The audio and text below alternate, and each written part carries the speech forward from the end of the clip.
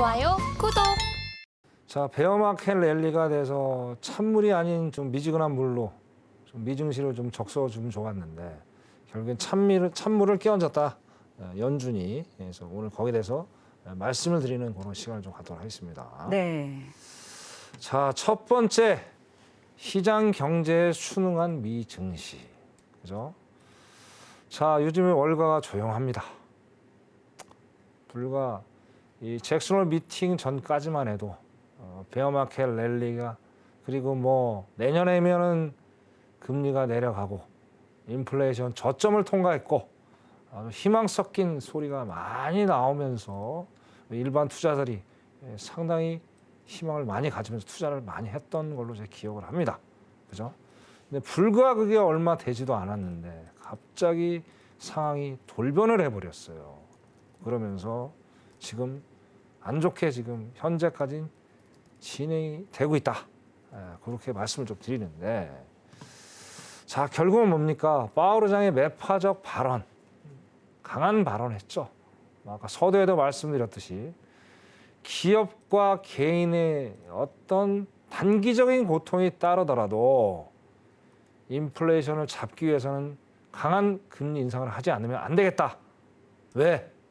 70년, 80년대 같은 그런 과오를 범하지 않기 위해서. 그죠? 스텝앤고. 그걸 않기 위해서 파월 의장은 단호하게 얘기를 꺼냈습니다. 그러면서 시장은 우울한 어둠 속으로 지금 가고 있는 상황이에요. 그죠? 아직은 초입 단계이기 때문에 상황은 또 언제든지 급변할 수 있습니다. 왜냐하면 데이터를 보고 결론을 짓겠다고 파월 의장이 얘기를 했기 때문에. 근데 현재 버전은 일단은 증시가 안 좋게 갈 것이다. 그렇게 보는 거예요. 자, 이게 무슨 얘기냐? 패드 풋이라는 게 있어요. 패드 굿. 패드 풋이 뭐냐면 자, 과거 우리 가까운 우리 이제 팬데믹 때를 한번 생각을 해봅시다. 자, 팬데믹 때 상당히 안 좋았죠. 그러면서 패드가 어떻게 됐습니까? 엄청난 돈을 풀었죠. 그러면서 증시가 경기가 안 좋았음에도 불구하고 사상 고가를 계속 깨면서 2년 동안 그 시간이 흘러왔어요. 정말 괴이한 현상이었었죠. 저도 보면서 이해가 안 갔습니다. 일시적인 줄 알았는데 결국엔 이게 상당 기간 이어졌다는데 상당히 좀 의아했어요. 그게 이제 패드 풋이라는 거예요. 자, 근데 이번에도 패드 풋이 있을 것이다. 월가에서 예상을 했습니다. 근데 저는 예상을 안 했어요. 상황이 완전히 다르기 때문에. 이건 너무나도 리스크가 있는 거예요. 결국엔 패드가 이런 정책을 펼치게 된다면 자기들한테 엄청난 부메랑이 돼서 안 좋게 다가오기 때문에 결국엔 패드 풋은 하지 않았다. 그래서 관례를 깼다. 그렇게 얘기를 말씀드릴 수 있을 것 같고요. 자, 그다음에 경제 현실을 망각한 미증시 7월 8일 후순위로 밀렸죠. 무슨 얘기냐? 자, 위에 보시면 여기 닐이라는 이제 분이 계시요 미니애폴리스 연은 총재입니다. 이 양반이 이 얘기를 했어요. 파월 의장이 발언을 하면서 너무나도 기뻤다. 왜? 우리는 연은은 인플레이션을 낮추기 위해서 너무나도 많은 그 회의를 하고 논의를 하고 신중한 결론을 내렸음에도 불구하고 왜 증시는 올라갈까? 좀 이상하다. 이건 아니다. 자, 저번에도 말씀드렸습니다. 미국 아직 한 나라의 경제라는 게 주식만 있는 게 아니잖아요.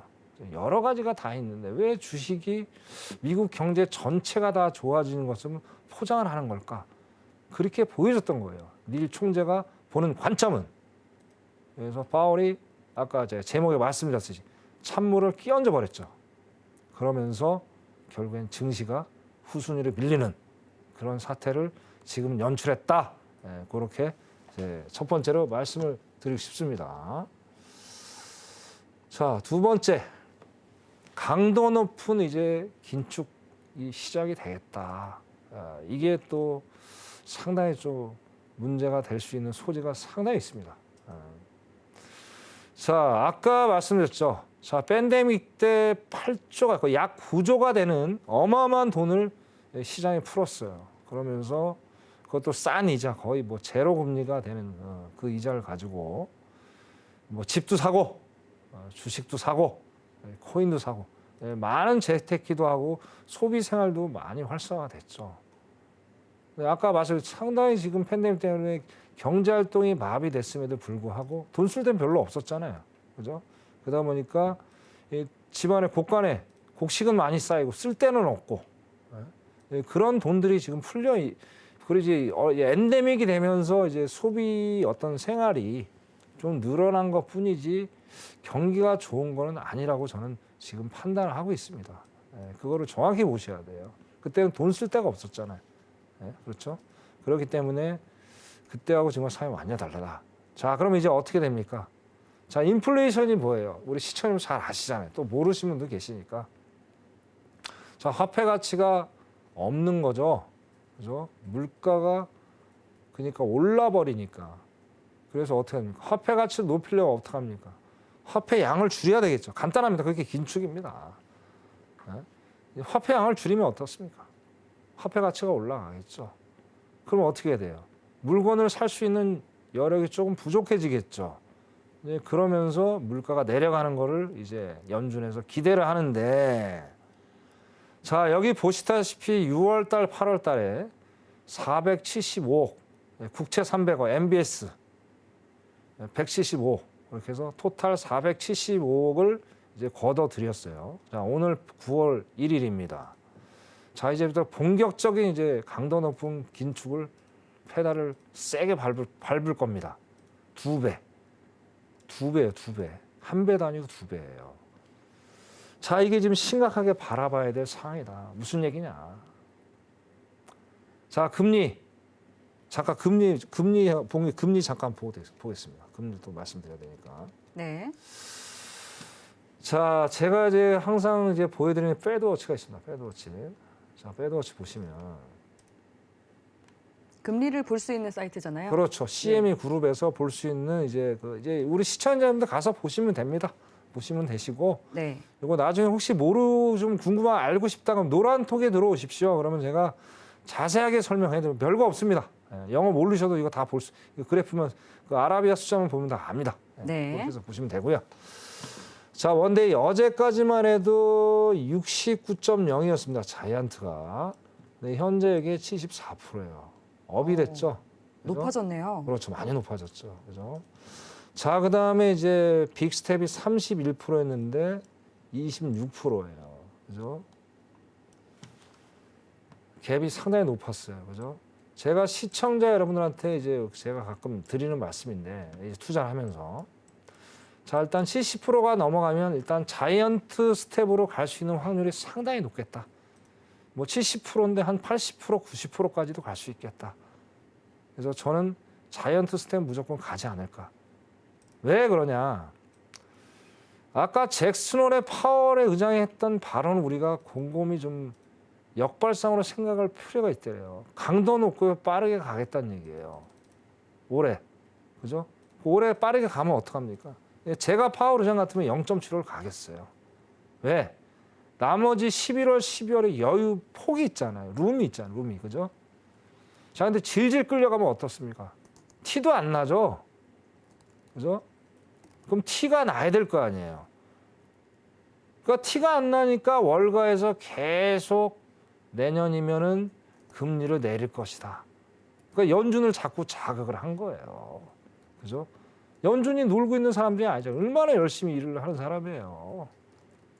그런데 그 숫자, 금리 숫자가 시장에 반영되는 게 전혀 뭐 인플레가 제가 전에 말씀드렸잖아요. 8.5나 9.1이나 거기에요. 자, 연준의 목표는 뭡니까? 2%잖아요, 2%. 2% 언제 갈 거예요? 이렇게 올려가지고. 안 가죠? 그래서 제가 보는 거는 세게 한번 갈 거다. 근데 최악의 경우 1%도 갈 수 있을 것이다. 왜? 빨리 끝내야 되잖아요. 지겹잖아요. 빨리 인플레에서 벗어나서 정상적인 어떤 생활을 해야 될 거 아닙니까? 그래서 바이든이 지금 뭐 여기저기 뭐 전방위적으로 나이도 많으신 분이 여기저기 막 돌아다니시고 또 이제 뭐 이스라엘도 만난다 그러고 걱정입니다. 저 나이도 많으신 분이. 어떻게 됐든 그런 상황이에요. 그렇기 때문에 어떻게 됐든 파월은 빠르게 갈 것이다. 저는 그렇게 보고 있습니다. 제가 파월이라면 그렇게 할 겁니다. 빨리 끝내야 될 거예요. 네, 그래서 이렇게 말씀을 좀 드리는 것 같고요. 자, 요걸 좀 이렇게 말씀을 드렸고, 네. 자, 그 다음에 이제 그래서 지금 이런 상황에서 이제 국채까지 이제 긴축까지 한다? 이게 더블 악재가 될 수 있어요. 더블 악재가. 자, 근데 이게 돈을 걷어들이면 어떻습니까? 은행 입장에서 상당히 또 리스크가 될 수가 있어요. 자, 은행은 뭘로 먹고 삽니까? 대출로 먹고 살잖아요. 이제 금리까지 오르고 있어요. 돈까지 걷어들이고 있어요. 이거 어떻게 될까요? 잭슨홀 미팅에서 일부 또 얘기가 나왔다고 합니다. 자, 이게 9월부터 긴축을 2배로 올리는 게 쉽지만 않을 것이다. 제가 봐도 그래요. 이게 이제 금리까지 이게 두 가지 동시에 수행한다. 시장이 예상보다 충격이 상당히 클 수가 있어요. 그래서 이게 어떻게 되면 상당히 좀 부담이 될 수가 있다. 그러면서 JP 모건에서 체이스라는 CEO가 또 이런 기사의 내용을 실었어요. 미국 경제, 금리, 지금 긴축, 요것 때문에 미국의 조만간의 하리케인이 달릴까, 퍼펙트 스톰 같은 하리케인이 닥칠 수가 있을 것이다. 네, 그런 또 센 발언을 했습니다. 참 재밌습니다. 제가 미국 이 경제를 보면서 느끼는 게 뭐냐면 이게 하루하루 너무나도 급박하게 변하니까 참 전문가들이 자 이구동성으로 다 저번 주까지만 해도 잭슨홀 발표하기 전까지만 해도 뭐 어땠습니까? 시장이 되게 막 그냥 막 뭔가 새로운 봄이 올 것처럼 하더니 이 지금 뭐 한 주 지나고 나서 지금 뭐 전체적으로 그죠? 이구동성으로 또 여는 총재들이 저 오늘 말씀드릴 때 포워드 가이던스 파월 의장은 얘기를 안 했는데 계속 연일 지금 얘기를 하고 있습니다. 자, 일단은 9월 21일 전까지 여는 총재들이 여기저기서 지속적으로 강경한 발언을 낼 거는 맞습니다. 그거는 그만큼 연준 총재들이 무슨 뜻이라고 생각하십니까? 자, 우리는 국가의 어떤 인플레이션, 국가의 경제를 살리기 위해서 무던히도 노력하고 있다. 그걸 보여주는 거예요. 역으로 따지면 11월 중간 선거에도 어느 정도 영향이 있지 않은 것인가. 그렇게 저는 생각을 해보고 싶습니다. 자, 다음 페이지 한번 보겠습니다. 자, 오늘 주제 헤드라인입니다. 헤드라인. 자, 골든타임을 놓치지 마라. 골든타임. 어떤 골든타임일까요? 제가 화요일 날 팁을 드렸습니다. 자, 9월 주식 비중을 좀 축소를 해라. 언더웨이트죠. 그죠? 자, 발을 완전히 빼지는 말라는 얘기예요. 일단 시장을 관망하는데 주식 비중을 최대한 줄일 수 있는 데까지 줄여서 분산 투자를 해라. 자, 분산 투자하는 방법은 여러 가지가 있겠죠. 그죠? 자, 파생이 될 수도 있을 테고, 뭐 ETF도 돼서 고버스가 되고 인버스가 되고 여러 가지 상품들이 있을 겁니다. 아니면 뭐 제2금융권 요즘에 이자 많이 높잖아요. 그죠? 자, 제2금융권에 투자해서 또 수익을 올릴 수 있는 방법 여러 가지가 있을 겁니다. 자, 저는 파생인입니다. 저는 파생 전문가입니다. 파생에 투자하시는 것도 나쁜 건 아닐 거라고 생각합니다. 왜? 제가 이제 방송을 시작한 지 어느덧 5개월이 다 돼갑니다. 전 5개월 동안 우리 시청자 여러분과 매일 꾸준하게 투자를 하고 있습니다. 5개월 연속 전 수익을 냈습니다. 천명 그런 사람입니다. 오십시오. 비중 축소하시고 투자할 데 없으면 저한테 오십시오. 제가 그 답을 드리겠습니다. 어디 가서 보냐? 노란톡에 오시면 됩니다. 다시 한 번 말씀드립니다. 기다리겠습니다. 자신 있게 수익 올려드리겠습니다. 네, 그렇게 말씀드리고요. 자, 그러면 결국에 뭐냐? 골든타임. 비중 축소해서 분산 투자해라. 말씀을 좀 다시 한번 드리고요. 자, 그러면서 여기 위에 여기 헤드라인이 또 있습니다. 극심한 고통이 예상이 될 것이다.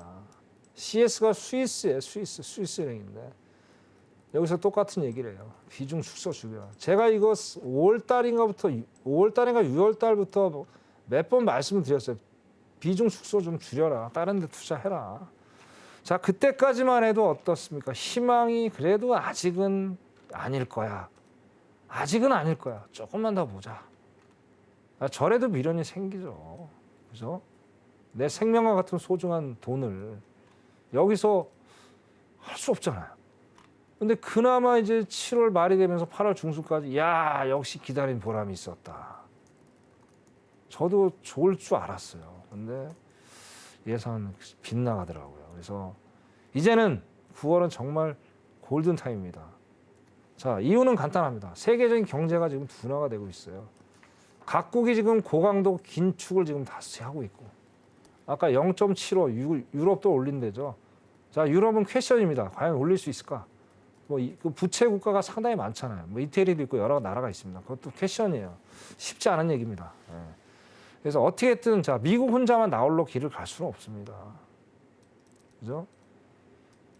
모든 사회라는 게 어우러져 가야 되는 거지 독불장군은 없는 거고요. 자, 달러가 오른다고 해서 미국의 입장에서 어떻습니까? 물론 좋죠. 수입하는 입장에서는. 자, 미국도 지금 리쇼어링이 지금 이루어지고 있죠. 자, 외국에 나갔다 있는 기업들이 자기 나라에서 이제 제조해서 판매를 하겠죠. 자, 단가가 올라가는데 살 나라가 있을까요? 그죠? 자, 이런 상황들이에요. 그런 상황이기 때문에 극심한 고통이 분명히 올 것이고, 우리나라도 지금 아까 잠깐 뉴스를 봤는데 지금 그 무역 직계 이래 가장 손실이 지금 많대요. 600억의 지금 손실이랍니다. 마이너스. 그죠?